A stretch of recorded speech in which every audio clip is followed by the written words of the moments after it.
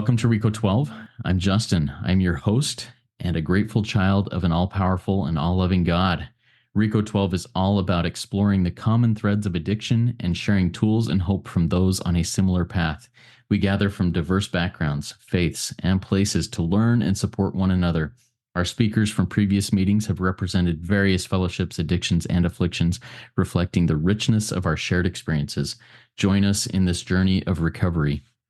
Today, we'll be running Rico 12 a bit differently than normal, and I'm excited about this. I've been impressed with the miracles of recovery in my life and in observing others in recovery who are thoroughly following the path of recovery. In this meeting today, the hope is to hear from as many individuals as possible during this hour who will be sharing their experience, strength, and hope by sharing a miracle of recovery or a fulfillment of a recovery promise in their lives over this past year. As a disclaimer to those in the live audience who may wish to participate, video will not be recorded and saved, but audio will be, and it will be released in podcast format later today. So, if you choose to share, just be aware that the audio of your share will become publicly accessible by anyone who listens to this episode of Rico 12, and we'll get into that format specifics after a few items of business. The Rico 12 family of recovery resources is expanding with more support for both addicts and their loved ones. Please go explore additional Rico 12 podcasts by checking the chat in our live meetings or the podcast show notes. We're also exploring the possibility of creating resources in multiple languages worldwide. So if you're in long-term recovery, speak a language other than English, and are interested in hosting a Rico 12 meeting in your native language, please contact me at rico12pod@gmail.com, and we'll get the ball rolling on that, see if it's something that we can work out. Rico 12 is a self-supporting service, and your contributions help us continue our mission. Thank you all who have donated recently and in the past. A heartfelt thanks goes out this week to Katrina and to Kevin for your donations and support of Rico 12. Now, if you out there would like to support Rico 12 and become a spearhead, please visit rico12.com/support for one-time or monthly donations options. Your support makes a difference in sharing our message of recovery, and I'll put those links in the chat and in the show notes. We look forward each meeting to receiving from the light reflected from our speakers. That light inspires hope, meaning, worth, and growth in us, the listening audience. And today we'll have the opportunity to hear from several people who we anticipate will share that light and hope with us. Now, let's get into how today will work, since it's a little different. I've sent out emails and messages and posted on our various platforms this last week that we'll be having a sort of 12-step type meeting today with 4 to 5 minute shares from whomever wishes to share. So if you're in the live audience and would like to share a miracle or promise fulfillment in your recovery over the last year, please raise your hand by clicking on the reactions link or the raise hand link at the bottom of your Zoom window, and I'll get to you in the order that your hand is raised, and I'll bring you in as a panelist. So you'll join in here. You'll be able to share audibly and share with us your experience, strength, and hope. I'll introduce you by your first name as it comes up in there. You can introduce yourself as you would in a 12-step meeting. You'd say, "Hey, I'm Justin. I'm a recovering addict, and here's my share." However you want to identify in that. Anonymity and confidentiality, yes, are in effect. But what that means is we will be recording this, so just identify yourself as your first name or a pseudonym if you wish. Doesn't matter to me. So here we go. Please keep your shares to no more than 5 minutes. I'll give you a 1-minute warning at 4 minutes. So the time is now yours to share your experience, strength, and hope. And we'll go for until about 5 minutes to the hour, when we'll have a closing reading and a prayer to launch off into the rest of our day. So today we've got our first person who wants to share. This is Harvey. I'm going to bring him in as a panelist. All right, Harvey, you're in. If you come off mute, you'll be able to start your share. Thank you. Yeah. Okay. I'm Harvey E. in Toronto, and I'm a grateful recovering sexaholic, a good person worthy of recovery, a child of God. And I wanted to share today. First of all, thank Justin for so many ways, that he's been there for me and for all the wonderful things he does in my fellowship, in my world. So that's first and foremost. I wanted to share something that I've recently come to believe is my message. I think we have a testimony. I think that as a sponsor, I'm meant to have a testimony that I share with those who are interested in having it. And as a testimony, I can't make people believe. I can't make people do anything. I don't even want to. I could just share my experience, strength, and hope with them. And here's what I've come to understand in the last little while. The analogy of a wedding, of a couple standing in front of their rabbi or their priest or their bishop or whoever they might get married with, who might officiate at their wedding. What do they need at that moment? What are they looking for? What do they worry that they need to have when they're standing there getting ready to get married? So I would suggest that love is not something they need. They already have that. They wouldn't be there if they didn't think that they loved each other. Um, I think they have trust. I believe that when they get under, they're going to get to the ceremony of getting married, they've come to learn that they can trust their partner, or at least they want to believe that, and they've come to believe that. What they do need is the extension of love and trust into the future. And that's hope. That's hope. So I think that at the end of the day, as a sponsor, if I can help my guys, I work with men, if I can help my guys, first of all, take their what might be a juvenile love for themselves, for God, and teach them how to really love and how to really feel that they really are loved by God. I think that's really number one. Number two, to move from faith, which is believing in God, to trust, which is I believe God. I really believe you, God, that you're going to be there. I believe that you're at the door knocking, waiting for me to let you in, as it says in Revelations. I learned that that's what I need to do. And those two things move from that juvenile infatuation love, perhaps like you in a couple, to that real solid love, that unconditional love, and then that belief moving to trust. And then more than anything else, I need to be able to extend that into the future and believe no matter what happens, there's hope. Because without hope, why am I here? There's nothing. If I'm sitting in a room and I don't feel the hope that there are others that have found this solution and who have found happiness, joy, and freedom, then there's nothing. There's nothing there. I don't need to be there. I don't want to be there. And I sat in rooms for the first 8 or 9 months in a room that there was um, very little experience, strength, and hope that even gave me any hope for joy or for happiness until I found the room that I met my sponsor in. And then I really did find that. So I think that's what I would like to share. As a sponsor, I have my principles. There are 12 of them. You can look them up. They're really easy. Honesty, hope, surrender, courage. You go down the list. Every step has a principle, and we live by those principles. But most important, it's the hope. I really believe that. And that's step two, really. It's really in step two that we find that hope.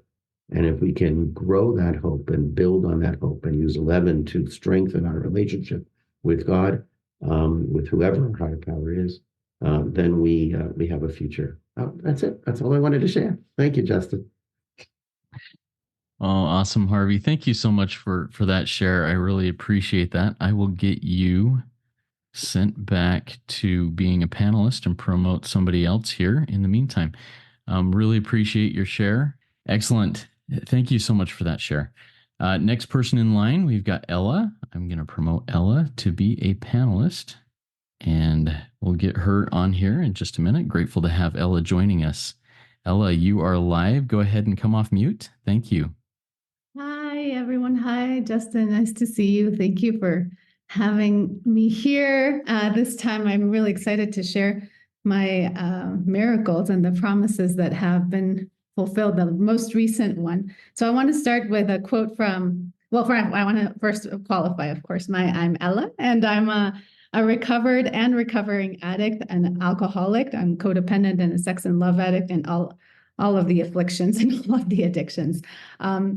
So I want to start with a quote from page 126, where it says that we are sensitive people. Let me just look at it in a more I'm seeing the whole thing here. Hang on. There it is. Okay. So it says we alcoholics are sensitive people. Oh, the thing that says right before it says members of a family should watch such matters carefully, for one careless, inconsiderate remark has been known to raise the very devil. We alcoholics are sensitive people. It takes some of us a long time to outgrow that serious handicap. So I think this was like an awful, real defect of mine, that it would just get me into trouble every time I had a celebration, or anytime we had to gather, my family and I would be so sensitive at anything that it would just throw me off, and I'd create chaos or get drunk or do something really stupid. And I can say that this past Christmas, it was the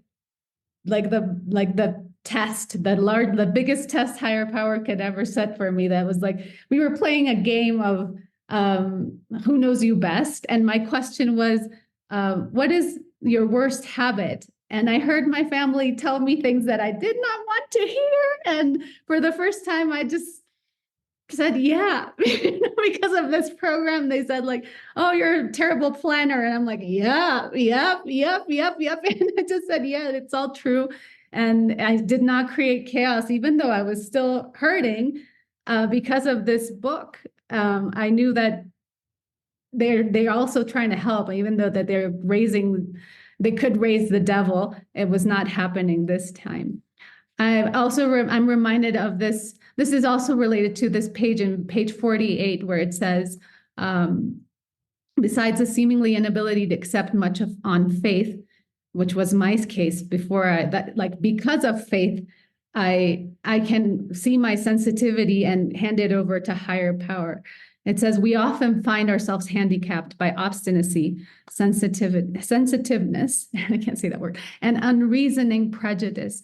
So yeah, I can just say that I could not take any even constructive criticism properly. And myself, I was my own worst judge.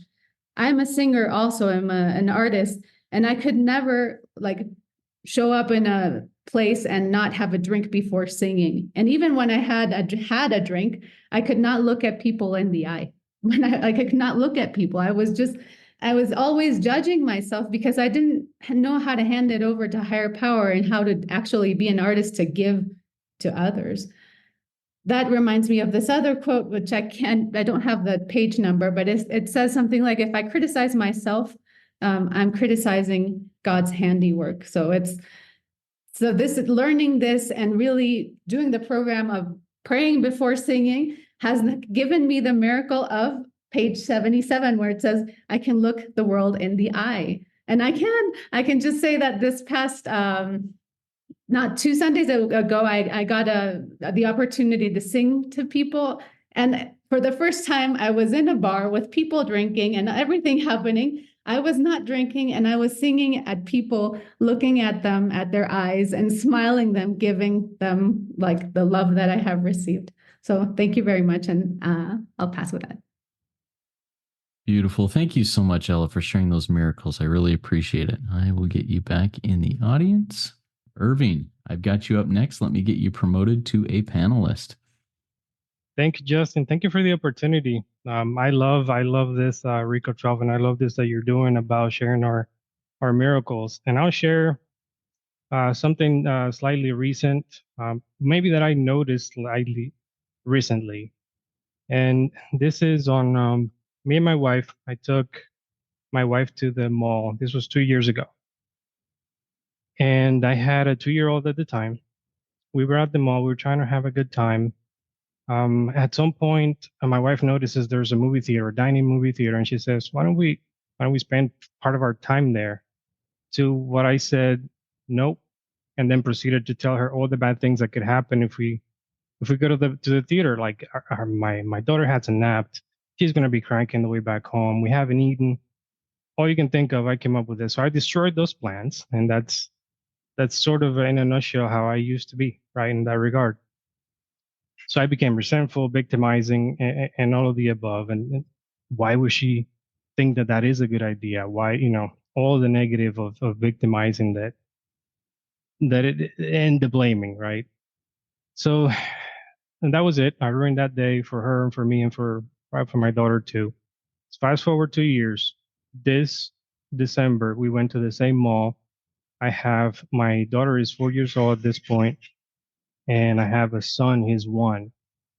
We go walk in front of the same theater. She says, why don't we go? My wife says, why don't we go to this dining movie theater?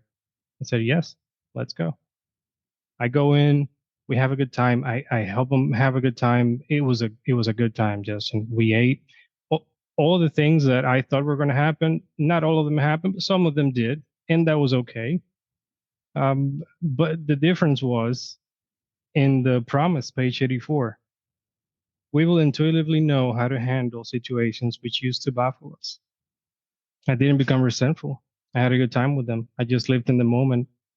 That was a promise that I was able to see 2 years after working this program, maybe a little longer than that. And I'm very grateful for this program for that. So that's all I wanted to share, Justin. Beautiful. Thank you for sharing that miracle, Irvin. I really appreciate it. I'll get you put back in the audience.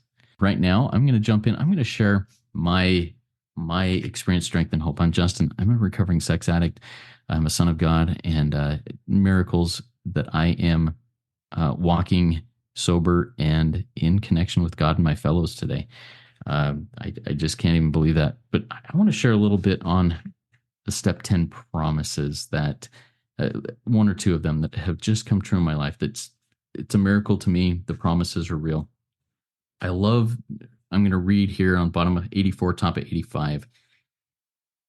If tempted, we recoil from it, liquor, lust, food, gambling, self, whatever, as from a hot flame. We react sanely and normally, and we will find that this has happened automatically. When I used to read that promise, I used to think that, hey, if I'm triggered by whatever, if I come across whatever that just gets my mind going, I react. I mean, I recoil from it as from a hot flame. I turn and I run as fast as I can to get away from it. But that's not reacting sanely and normally. That's acting under the power of my addiction and not reacting sanely and normally. I now realize what it means, at least for me. If I recoil from a hot flame, if I'm walking through the forest and there's a fire, what am I going to do? Well, I'm going to first investigate. I'm going to say, okay, is this dangerous? Is somebody sitting around a campfire roasting marshmallows, or is this something that needs to be taken care of? I can investigate it calmly, sanely, normally, and see what it is.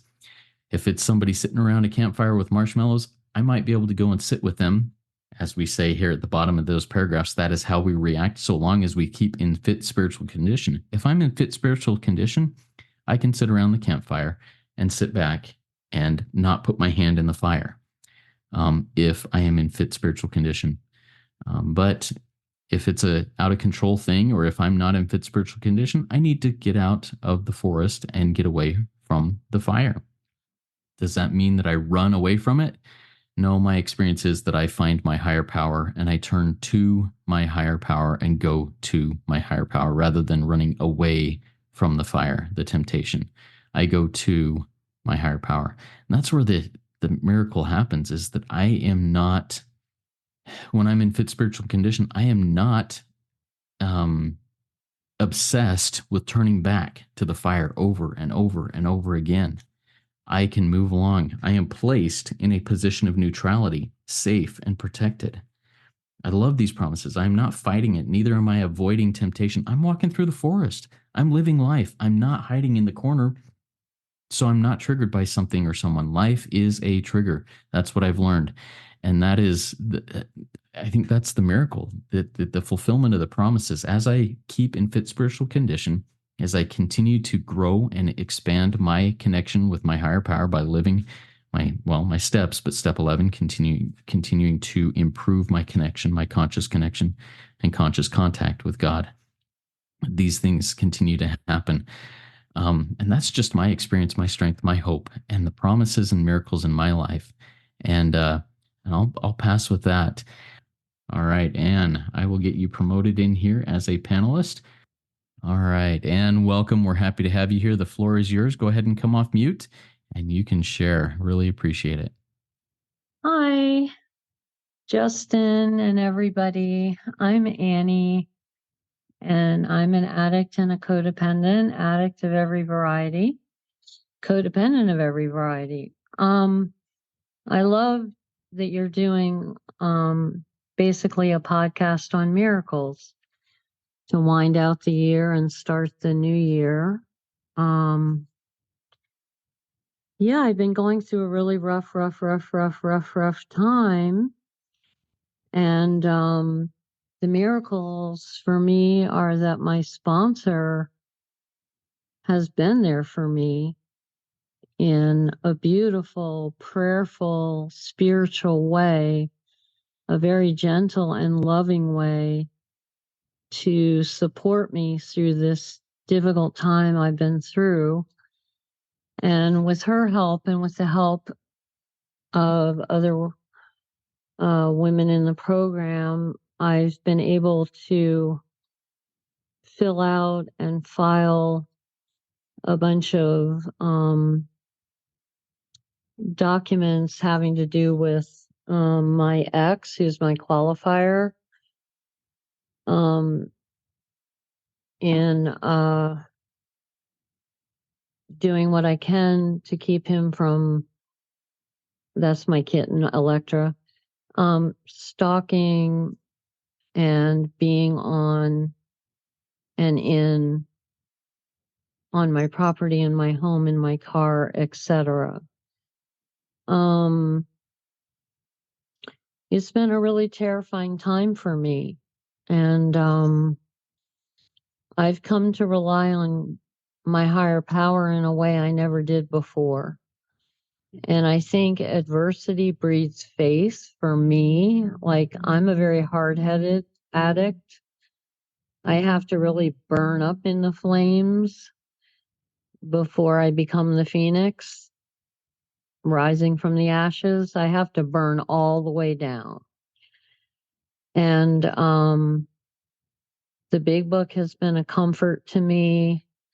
I read a lot of spiritual books on a daily basis that are a comfort to me. And I make sure I pray every morning and every night, no matter how bad I feel. So the miracles for me are that, you know, I have this love surrounding me from a higher power, from my sponsor, from other individuals in the program. And I feel so blessed. I even had help at the post office today. Like, the people there were angels. And even though I was crying, they supported me and helped me do what needed to be done. And I thought, wow, like, God is everywhere, literally everywhere. So anyway, those are just some of my little miracles. And thank you again for having this program. What a beautiful way to welcome the new year. Many blessings to you, Justin, and everyone here. Thank you so much, Anne. I really appreciate it. I will get you sent back here to be an audience member. Oh, we've got a raised hand. Let's pull in Sholom. All right. The floor is yours, Sholom. Go ahead and come off mute, and we appreciate you being here.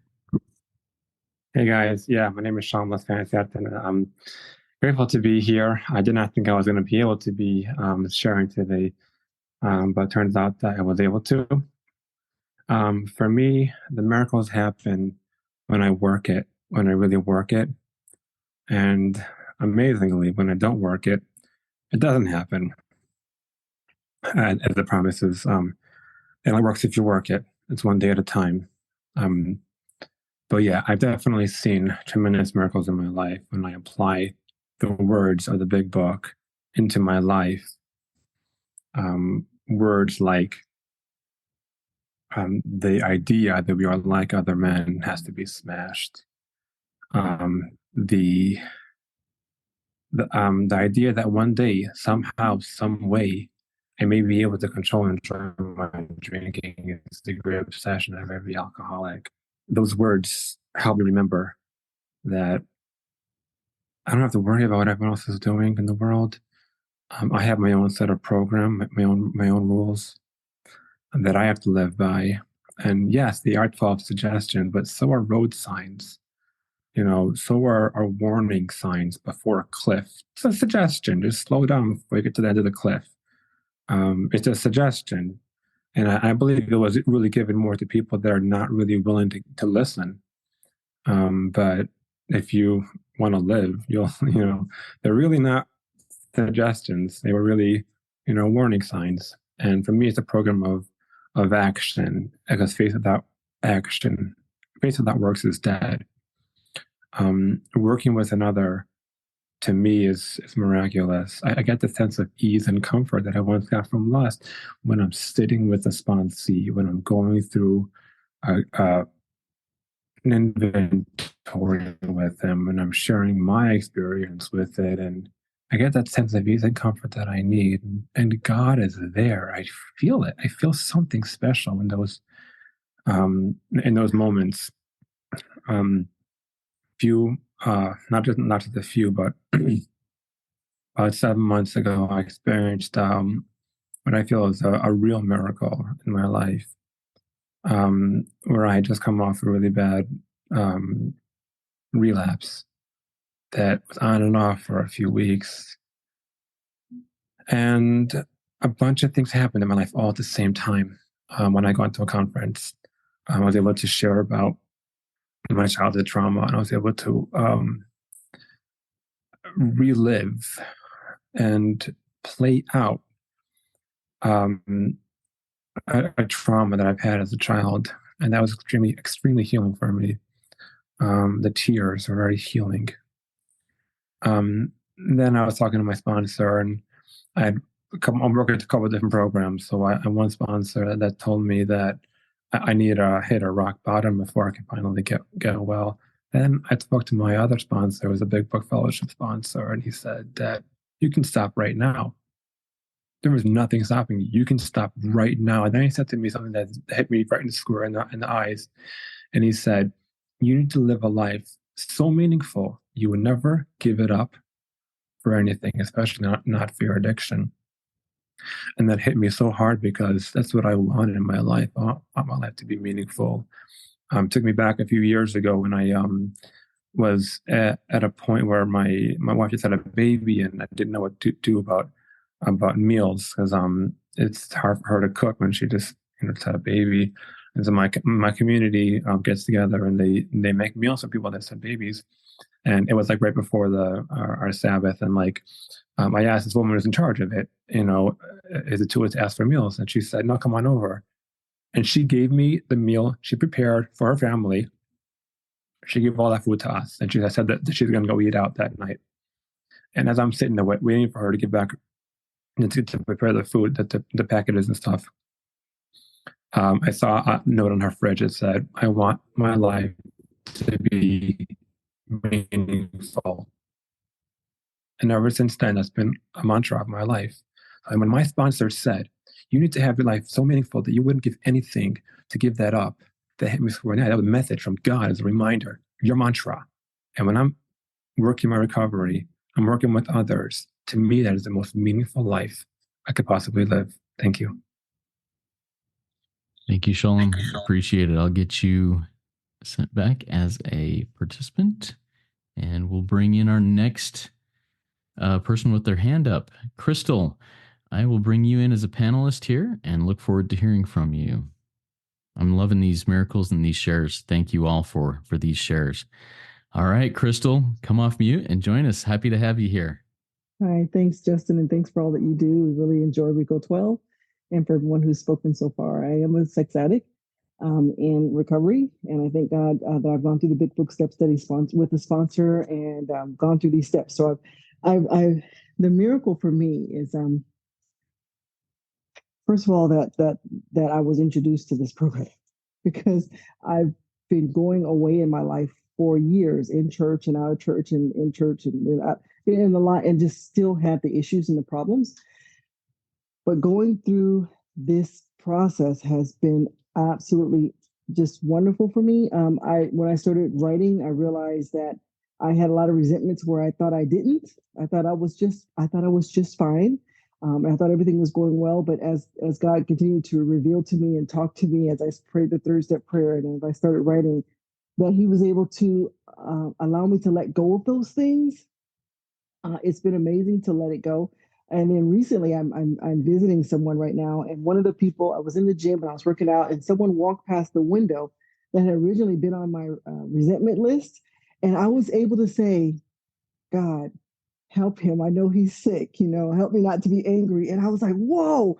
For me, that was really a miracle because I just never learned that way. I never walked that way.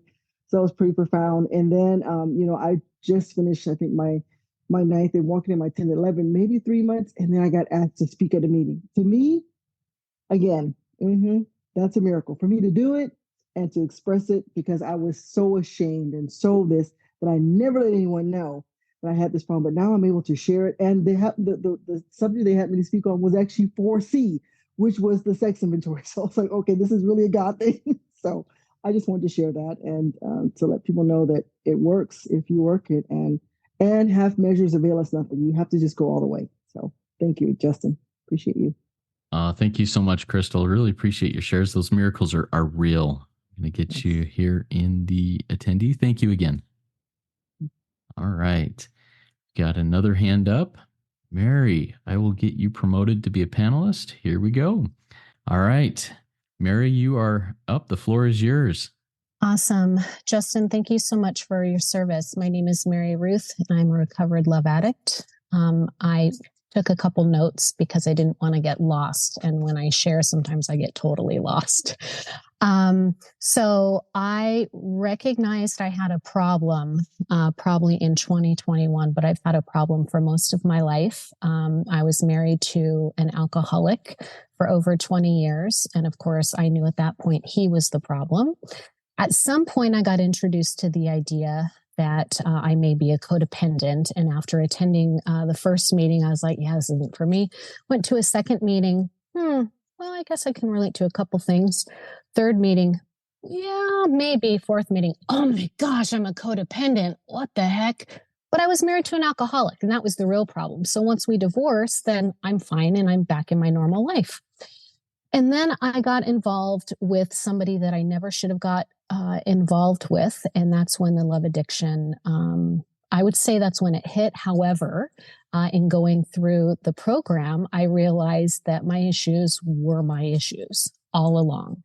Those people just highlighted the things that were going on in my life. So I was involved with somebody for a couple of years. And the idea of ending it was terrible for me. I just hated that. Sorry, I had a call coming in. I got distracted.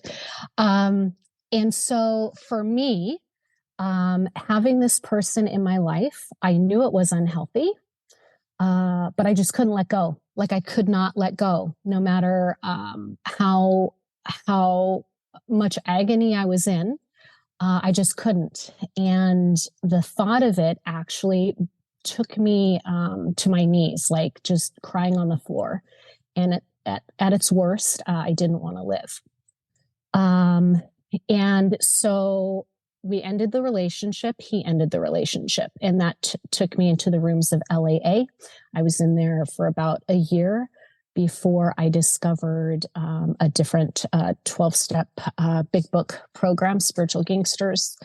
And I still kind of wanted to be involved with the person, believe it or not, because I hadn't truly worked the steps.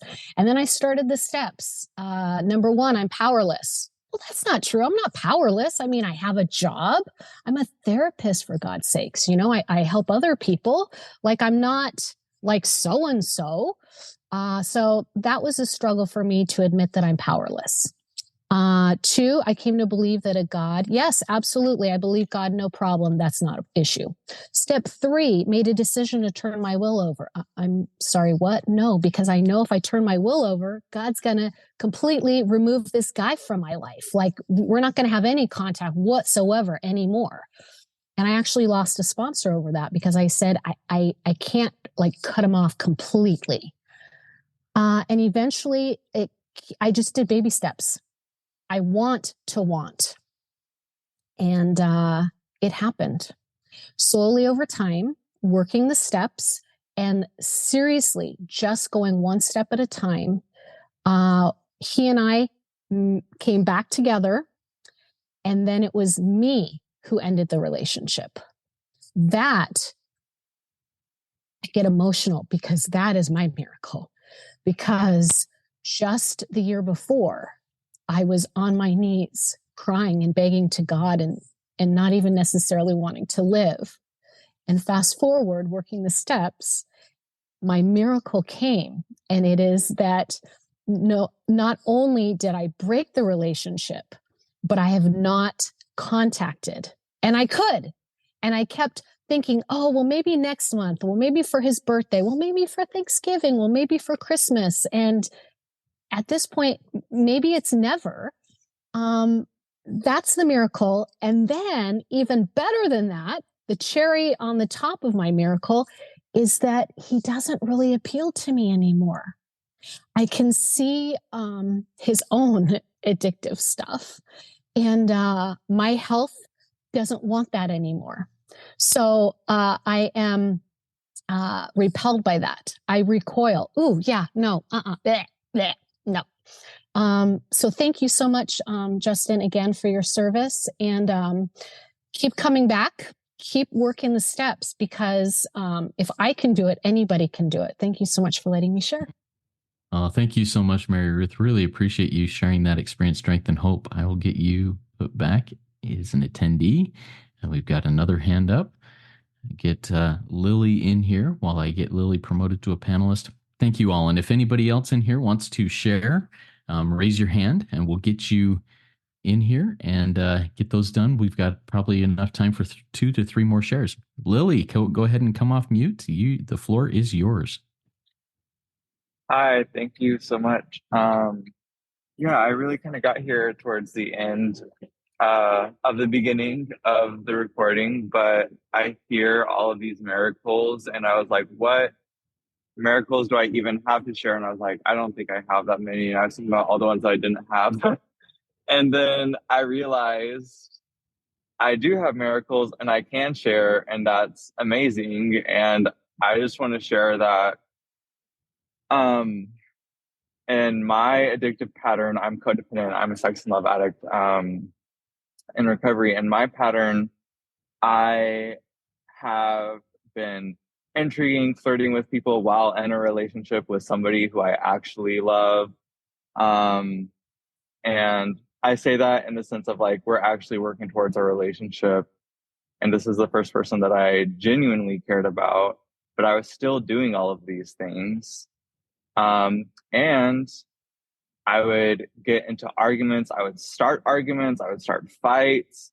I became physically violent twice, and actually 3 times at least. And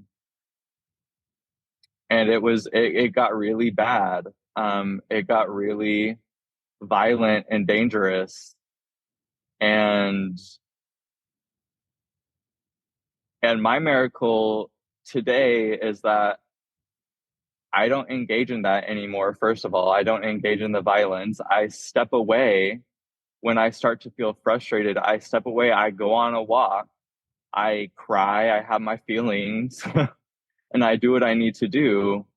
And I pray. And I also just want to share that today my partner is going through withdrawals for nicotine, and he's been very grumpy, more than usual. And he'll say things that just like rub me the wrong way. And then this happened this morning, and I just had the thought, wow, what is going on with him? Like, this isn't about me. What is going on with him? Is he okay? And that for me is a miracle because I would have never done that before. Um, and I would have made it all about me and I would have taken my shit out on him. So yeah, I'm just really grateful to be able to do that today. So thank you. Thank you so much, Lily, for your share. I love those miracles. Next one that is up, Kat. Kat, the floor is yours. Go ahead and come off mute. Thank you. Thank you, everyone. Thank you, Justin. My name is Kat. I'm recovered from compulsive overeating. I'm abuser of drugs and alcohol and codependent, all the things, multidisciplinary addict, as I've learned in the past year, that terminology. A miracle, well, a miracle of this year, I had a change in the past 6 months, which I've just become more working the steps again, more aware of my codependency and Al-Anon, coming from dysfunction and alcoholism in my family. So I've learned how to, from my history, how to blame others, really focus on myself and really the blaming. And this year, the miracle is that I don't, I have the awareness now that I can reach out and I don't need to stay in that blame. And I can, I've been in a relationship for 5 years, which is a miracle of it in and of itself, because before recovery, I couldn't handle relationships. I was on the run, job to job, place to place. And the stability I've had is pretty amazing. And I just find, even my relationship, I can, the miracle is I can stay in it. I don't run away. I don't, I can get that feedback from a sponsor or a fellow and turn it around and be able to make amends when needed and have that humility, because it's not natural all the time. And so that's what I'm grateful for, that I'm not stuck in these dark spaces, because like the big book says, we're going to have our highs and lows, and we need each other to face these trials and tribulations. So and just the miracle of having these online meetings and Zoom and podcasts, like my brain needs washing. So all of this recovery washes my brain. So thank you again. Thank you so much, Kat. I love that phrase. My brain needs washing. So does mine. And we've got another person wanting to share. Al. Al, the floor is yours. Go ahead and come off mute. Hi, thank you, Justin. My name's Al. I'm a member of SAL, and grateful to walk the road to recovery. My miracle is being fulfilled through a lot of people who I call angels. Currently, my wife and I are on a vacation to a place that's very special to my wife, a place where I have actually acted out before and broken her heart. And it's a miracle that we are here again. But this time, but this time, I'm walking the road of recovery. And I feel that miracle every day, especially in our relationship with my wife. Trust, hope, love, courage, strength, faith. All those blessings, all those powers, which I call God's power, God gives me. I walk that road with his power, not my own. I am powerless. Doesn't mean temptations are or don't happen. It just means that God is there, that if I will turn to him, that I can walk through them, and he is with me and helps me. And I'm grateful to be here, and it is a miracle. And with that, I'll pass. Thank you so much, Al. Really appreciate your share. Love the miracle there. The hand. Oh, we got a double dipper. I'll bring you in, Harvey. And here is Harvey. Go ahead and come off mute, Harvey. The floor is yours. All right. Thank you again. So I believe that there are many reasons why sponsorship and Step 12 is so important to my recovery. I'm just seven or 8 days away from 10 years, and it's an absolute miracle. And I know I couldn't be here if I hadn't shared my program, shared my experience, strength, and hope with others. And I think one of the biggest miracles of the program is the opportunity that I get when I work with others to vicariously experience their spiritual experience, their spiritual awakening. I can be working with somebody and suddenly you can actually see or feel if they're like with you. I don't know, that doesn't happen all that often anymore. We're living in a Zoom world, but there's literally you can feel that moment when they just get that aha, oh wow, that's what you mean. I really need to turn over my will and my life to the care of God. And for me, it usually happens around Step 3. It happened for me around Step 3, and it does for some of the sponsees that I have.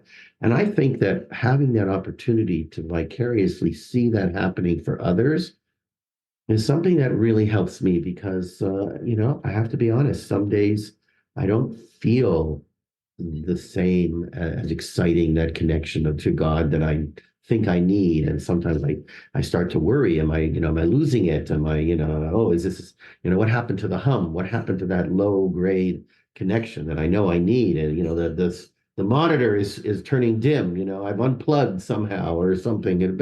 There's so many different analogies. But so sometimes I may not have a Sinai moment or a Red Sea moment or a moment that tells me that, wow, God is here for me. And although I have thankfully had some, but I can see it in others. And that is a great thing for them. And I think it's also a great thing for sponsors to be able to find in others the proof that the solution really is God. So that's what I wanted to share. Thank you. Thank you so much Harvey for starting us off and for closing us out with the shares. Really appreciate that. Get you back as an attendee, and we'll go into the closing readings here. Thank you all who shared. Thank you all who were here to listen and participate in the sharing, even if it was just the listening portion. We're grateful to have you here. If we weren't able to get to you during this meeting, if you're like, oh, dang it, I missed my opportunity, I want to share, please consider going to the SpeakPipe link. I've put it in the chat a couple times. It's in the show note of the meeting. Record a 3 or 4 minute share on there. We'll put it on the Rico 12 Shares podcast. It's about time for me to get another episode up. I think we've got enough people that have recorded a share that I can put one up. And if you've got more, we'll put more episodes up. And we'll post that on a future Rico 12 Shares episode. Also, please consider joining our WhatsApp community. And to do that, you can email me at rico12pod@gmail.com. That's RECO12POD@gmail.com to join in the conversation here. Next week, we will launch into 2024 with a typical Rico 12 meeting with Terry F., who is a first-time speaker on Rico 12. Terry's topic will be "The Spiritual Life is Not a Theory." And I'm really looking forward to that. Hopefully, we'll see you all there. Now let's launch off into the rest of our day with my morning series of prayers that I say as I'm gaining consciousness and rolling out of bed to launch into the day. It's the full version of the Serenity Prayer, followed immediately by the 3rd step prayer, followed immediately by the 7th step prayer. And I'll do it in the wee version.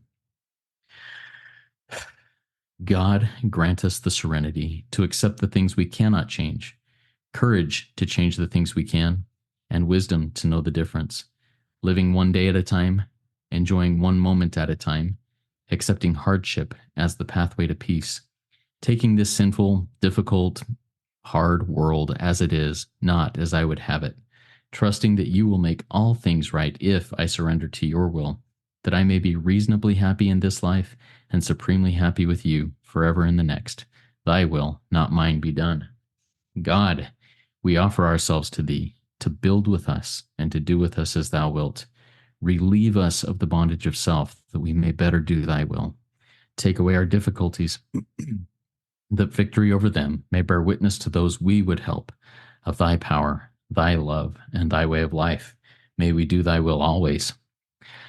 Our Creator, we are now willing that you should have all of us, good and bad. We pray that you now remove from us every single defect of character which stands in the way of our usefulness to you and our fellows. Grant us strength as we go out from here to do your bidding. Amen. All right, everybody, remember, there is one who has all power. That one is God, and miracles happen. Promises are fulfilled. We've all seen it and talked about it tonight or today. Keep at it. Let's trudge this road of happy destiny together. Work it. You are worth it. I've seen stars fall from above. I've fallen in and out of love. I've been high and I've been low. Now I know I just can't do this on my own. I've seen a boy become a man. He got lost without a plan. He's so far away from home. Now I know I just can't do this on my own. Your arms surrounding me. Your touch is grounding me. No longer searching for purpose all alone. 'Cause now I know that I just can't do this on my own.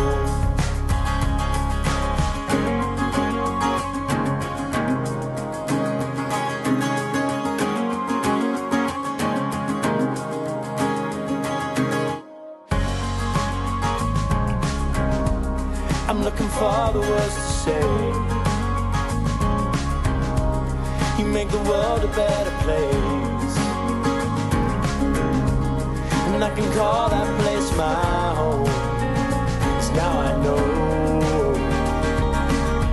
that I just can't do this on my own. Your arms surrounding me. Your touch is grounding me. No longer searching for purpose all alone. 'Cause now I know that I just can't do this on my own. So let me see just what you need to set you free, so we can be free. I saw stars fall from above. I fell in and out of love. I got high and I fell low. But now I know that I just can't do this on my own. No, I just can't do this on my own. I just can't do this on my own.